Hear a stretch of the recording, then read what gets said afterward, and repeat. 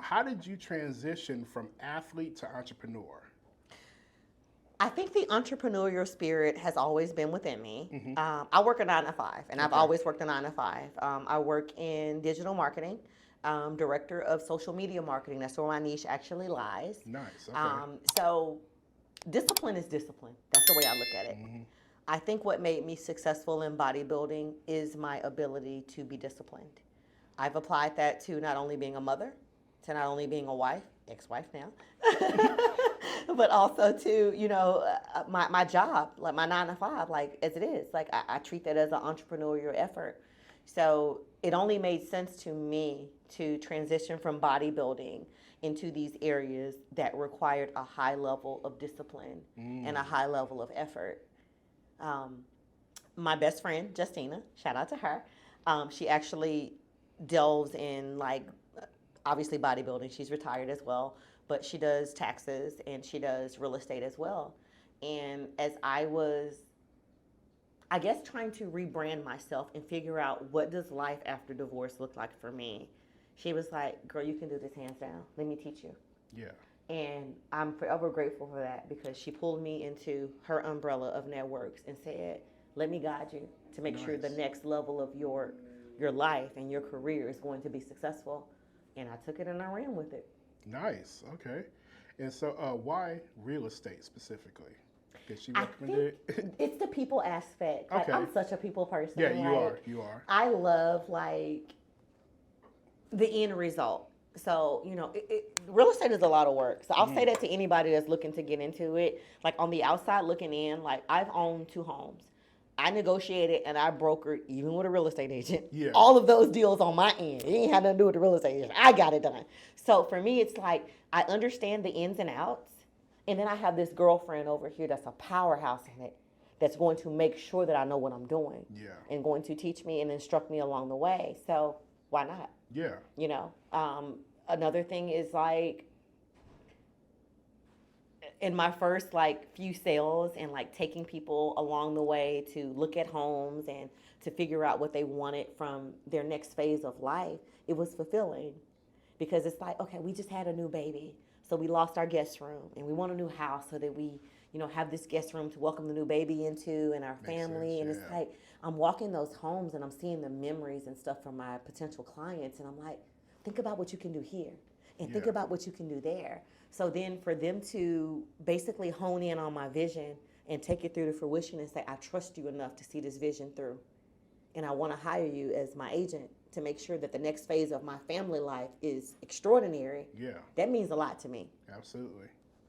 And then because I know we're both from the deep South. I'm from Louisiana, and it's like when a couple has a kid and they buy that home, that kid grows up in that home. That becomes that, you know what I mean? I got cousins that grew up in the same house since they were born. Now they got their own families, and my aunts and uncles are still living in their house. You know what I mean? But over the years, they got stuff added on and remodeled and so forth. But yeah, that means a lot. It's like, okay, well, who sold them that house? Who sold them that land? You know what I mean? And that's happened to me a lot in a lot of the homes that I'm showing.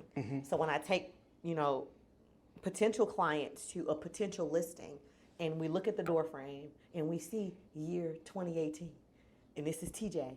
Oh, and then year 2020, and this is RJ. And you're seeing the growth, and this is something that I would encourage to all of my real estate clients. Don't put it on the wall. You can't take the sheetrock with you.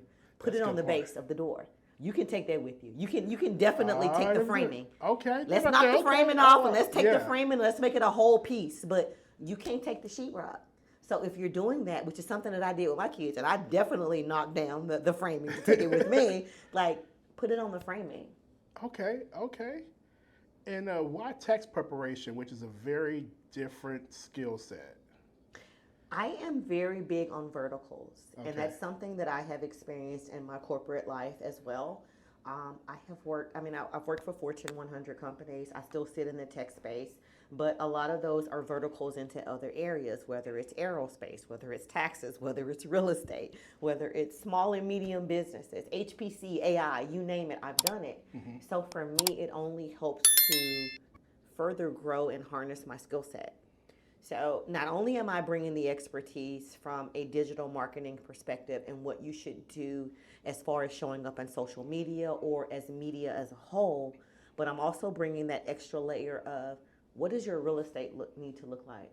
Do you need a brick and mortar infrastructure? You may not. Good point. Yeah. A lot of people think they need brick and mortar, and you really don't. You can run this from home. Yeah. Tax perspective. What do you need to be doing at the beginning of the year to make sure that you maximize and that you're not owing money back or you get a refund for the previous year? It all goes into helping people to navigate their own personal endeavors. Okay. I feel like it all ties into one another. Plus, it gives it extra vertical, again, of knowing how to navigate within different realms of the business. Makes sense. Okay. And speaking of business, what skills from competing that translate into entrepreneurship? Discipline. I know that probably sounds like so cliche, but it's the truth. Discipline is discipline. Yeah, that's true. I don't care if you saying, oh, I'm applying this to a bodybuilding perspective. If you're applying that to bodybuilding, that's also going to spill over into the other areas of your life. That's going to spill over into how you manage your relationships, whether romantically or not. That's going to spill over into how you're managing your 9 to 5 if you have a 9 to 5. Discipline is discipline. It's not something that's taught. It's something that's naturally in you. That dog. I call it that dog. Yeah, you're right. Either you got it in you or you don't. Yeah. And that's where people fail and that's where people succeed. Because if you look at the most successful people in bodybuilding, I can guarantee you if you pull back the layers, they're successful in other areas of their life as well. Absolutely. Absolutely, I agree. So what has been, actually, excuse me, let me rephrase that question. So has it been difficult managing multiple careers at once? Oh, 100%. I appreciate your realness. I work from sun up to sundown. Like I tell people that like my day normally starts about 3:30 a.m. Wow. My day ends probably about 12 a.m. Then I'm you're functioning getting like 3 off hours of sleep approximately? That's it, baby. That's it. I literally told my homeboy this the other day. We were talking about sleep, and I said, I got crackhead energy. Man, that's a good way to put it. I got crackhead energy. Because see, like, I suffer from insomnia, so some nights I'm going to bed at 3, and you're waking up at 3. I'm up. I'm ready to go. And that's the thing. Like, I don't have a issue falling asleep. A lot of the times it's staying asleep for me. But it's not staying asleep in the way that most people would interpret that. Yeah. I can't stay asleep because my dreams are so big. Wow. My dreams are waking me up in the middle of the night and saying, did you think about this? Did you do that? I literally keep a journal beside my bed to get up and write those notes down on in the middle of the night. Good. Okay. Because it's asking me, did you think about this? Did you try this? Exploratory this, exploratory that. And they're always very good, profound ideas. So it's like, if this is going to lead me toward where I need to be, I don't care about missing sleep right now. Because at the end of the day, I'm going to miss it right now. But when I bring on this powerhouse of people that's going to make this business run for itself, I'm going to be getting all the sleep. I'm going to be sleeping in Italy. I was about to say, you're going to sleep on a yacht in Canes somewhere, you know? While y'all running, that's it. So I don't mind putting in the sweat equity. Dr. Eric Thomas is like very profound for me. I follow him. I listen to all his motivational speeches, everything, because he has a sweat equity. Yeah. I can't follow nobody that don't have a sweat equity. If you sitting here telling me what I need to do from a business perspective or how I need to, capitalize on my business and you're not doing it yourself, that's going in one ear and out the other. I want to hear from people that have been successful in doing it. Or people that have been successful at failing at it. Yes, because failure is a hell of a teacher and motivator. Exactly. Yes. Exactly. You got a story to tell me. You're going to tell me what not to do. And I'm going to listen. Yeah. I tell people that all the time with my photography. It's like, this is going to sound weird, but I prefer the people that tell me that not only if a particular picture sucks, but what specifically you don't like about it. Is it the color, the aperture? Because that's only going to help me get better than someone just saying, oh, that picture looks good, and they're letting certain things slip by. You know what I mean? That I may not have caught. So I love that you are open to that. Absolutely. Because most creatives aren't. They feel like my vision is my vision. Either you're going to take it and you're going to run with it or not. Yeah. I am paying you, sir.